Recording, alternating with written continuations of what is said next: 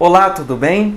Nosso Mentes em Pauta de hoje traz o tema a diferença entre o medo, a ansiedade e o estresse.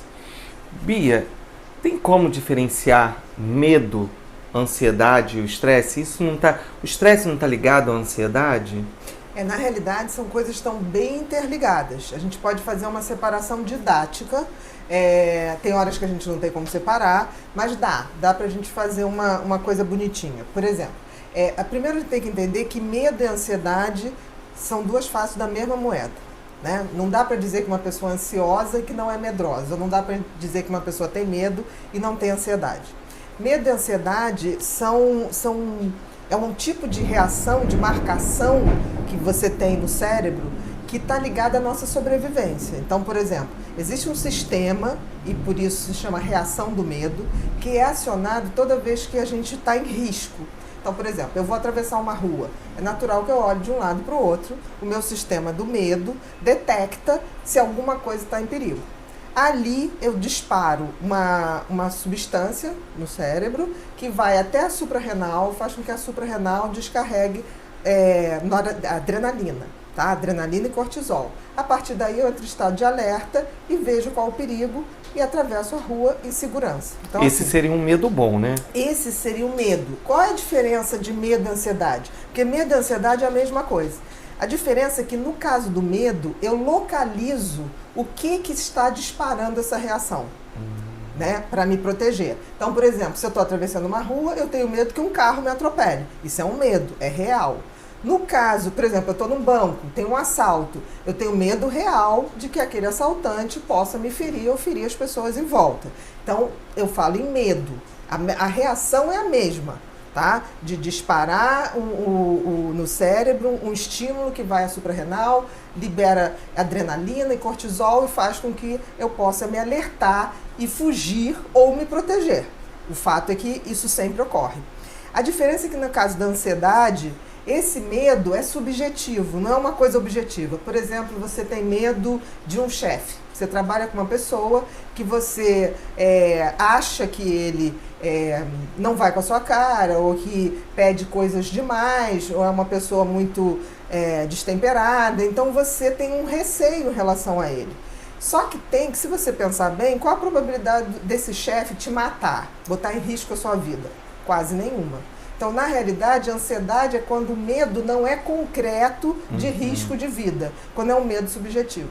A maioria de nós hoje tem um medo subjetivo de coisas. Medo, por exemplo, uma pessoa muito ansiosa, ela tem medo do futuro. Né? Será que vai dar certo? Será que eu vou conseguir ganhar um dinheiro para pagar a prestação? Será que eu vou viver o tempo para usufruir isso tudo? Isso é ansiedade. Né? É a mesma coisa, só que tem que eu tenho um objeto concreto, medo de um cachorro. O outro eu tenho uma sensação. Tipo assim, será que eu vou dar certo na vida? É uma ansiedade, mas é um medo. Medo e ansiedade não tem como você separar. Em compensação, o estresse, que também está ligado nessa onda, é a reação bioquímica que ocorre. É essa reação que faz a liberação da noradrenalina, da adrenalina e do cortisol. O estresse, eu vou medir as consequências bioquímicas no corpo. Então, aí eu juntei medo, ansiedade e estresse. O estresse eu posso medir o grau de estresse. São as reações bioquímicas que ocorrem. O interessante é que, em geral, o medo é de uma coisa imediata. Isso me dá um estresse agudo, uma reação aguda. E a ansiedade, como é uma coisa subjetiva, é uma coisa que tende a ser crônica. Por isso que toda vez que há um excesso de ansiedade, né, ela deixa de ser protetora para ser adoecedora. Então, a ansiedade crônica vai dar os tais dos transtornos de ansiedade. Que aí a gente tem o pânico, a ansiedade generalizada, as fobias, a fobia social. Né? A fobia social é uma coisa tão interessante, que é um medo específico, um medo enorme e exagerado de falar em público, né? De se expor em público. A fobia social é tão grande que, você tem uma ideia, um estudo na Inglaterra comprovou que o medo do inglês é maior de falar em público do que de morrer. O medo que o inglês tem em falar em público é uma coisa de 40%, de morte é 19%, se for botar na escala. Então é muito interessante que eu vejo gente ir para Londres, o brasileiro tem uma coisa horrorosa, né? Porque o brasileiro acha que falando alto, ele está falando a língua da pessoa. Então o brasileiro vai para Londres, quer pedir uma informação, ele berra, né, em português, achando que está falando inglês, e além de berrar, ele toca as pessoas, que é uma coisa muito esquisita. Isso é um hábito nosso, de extremo desrespeito lá fora. Então, o inglês, geralmente, ele foge de brasileiro. Aí o brasileiro chega aqui, achei o pessoal muito mal educado. Não é, ele é fóbico. Então, geralmente, é um grupo de brasileiros pedindo uma informação, vai tudo em cima da criatura, a criatura paralisa e não consegue falar e sai.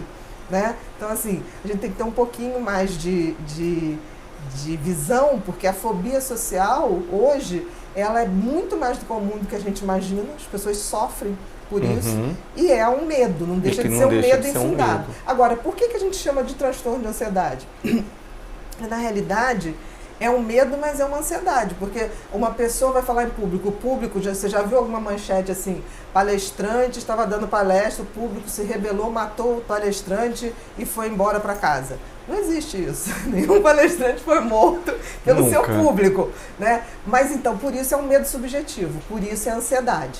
E ansiedade em excesso é um transtorno de ansiedade, que nesse caso é a fobia social.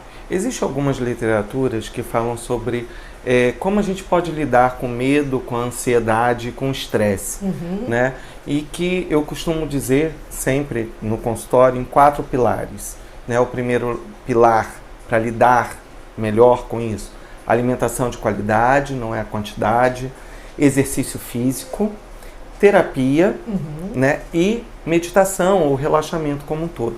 Existe alguma outra dica que você poderia deixar assim, para como a gente lida com isso? Porque o medo é uma coisa real, a gente vai ter sempre. Mas como a gente pode lidar com isso no dia a dia? Eu acho assim que isso que você falou dos 4 é fundamental, tá? Mas eu acho que mais fundamental é a gente entender esse processo, porque nem o medo nem a ansiedade são coisas em vão. Elas vieram no nosso DNA, né? Elas estão cravadas no nosso DNA desde que a gente está na Terra, para poder a gente sobreviver. Somente os medrosos, entre aspas, sobreviveram, porque se você fosse enfrentar um mamute ou uma caça sem se preparar, ninguém estava aqui para contar a história, porque a espécie humana, se você for ver, a gente é um bichinho muito frágil diante de tantos outros bichos selvagens. Então, a gente precisou ter medo para poder buscar soluções. Então, o medo ou a ansiedade não é uma coisa ruim. Ele só é ruim quando é excessivo. Eu acho que tem alguns pensamentos que são fundamentais. Primeiro, não negar que você tem medo, mas saber que todo medo, se você não enfrenta, ele cresce. Então, é simples. Está com medo? Vai com medo, mas vai. Porque tem uma hora que ele cede. Não tem como, ele vai ceder. Enfrentar, né? Enfrentar. Mas enfrentar não é aquele enfrentar que eu vou enfrentar um lobo. É enfrentar de ter certeza que vai passar. Porque, por exemplo, o maior medo que uma pessoa pode sentir na vida é uma crise de pânico. Mesmo uma crise de pânico, ela passa. Ela dura de 20 a 40 minutos. Então, assim, eu acho que tem um momento na vida e não ter medo das coisas ruins que virão pela vida. Porque, assim, sempre vão ter coisas ruins e coisas boas. A gente amadurecer nada mais é do que você ganhar uma força de resiliência para lidar com as coisas que não são boas e não serão. E todo mundo vai ter sua cota de situações muito ruins na vida. Então, começar a não achar que, tipo assim, será que isso vai acontecer? Será? Vai acontecer o que tiver que acontecer. Quando a gente começa a perder essa coisa de querer controlar tudo e aceitar as coisas que chegam e tentar viver da melhor maneira possível, aprender com tudo que vem, as coisas começam a se clarear muito. É claro que tem atividade física, a meditação é fundamental, porque é aquela hora que você limpa o cérebro, que você desativa esse sistema límbico, que ativa a liberação de adrenalina, de cortisol. Então a meditação te dá essa parada para reabastecer. Mas meditar, né? Exatamente, é como se você fizesse um fio terra. Você dá uma calibrada nesse sistema para não deixar ele o tempo todo em atividade, senão você começa a ficar desenvolvendo um transtorno. Respiração, né? A gente está a respiração diafragmática, né? Que é fundamental para meditar.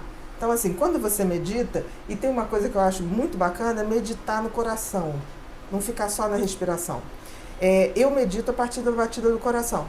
Porque se você pensar bem, a primeira coisa que bateu não foi, você quando virou ser humano, você não respirou primeiro. O coração bateu primeiro, entendeu? Então, assim, a gente só ouve o coração quando ele está descompassado ou quando ele está taquicardia. Mas o coração, ele pode ser ouvido. Então, isso da gente parar e ouvir a batida do coração, a gente começa a se atentar que o coração faz um barulhinho e é bom que ele faça, né? Então, a gente só repara que o coração está batendo na hora que ele está ou numa crise de pânico, ou numa ansiedade. Ele bate, a gente se acostumar com isso. Muito obrigado, Bia. Nada, querido. Descubra sua personalidade com o teste Pensax. Faça o teste grátis e comece sua jornada de autoconhecimento.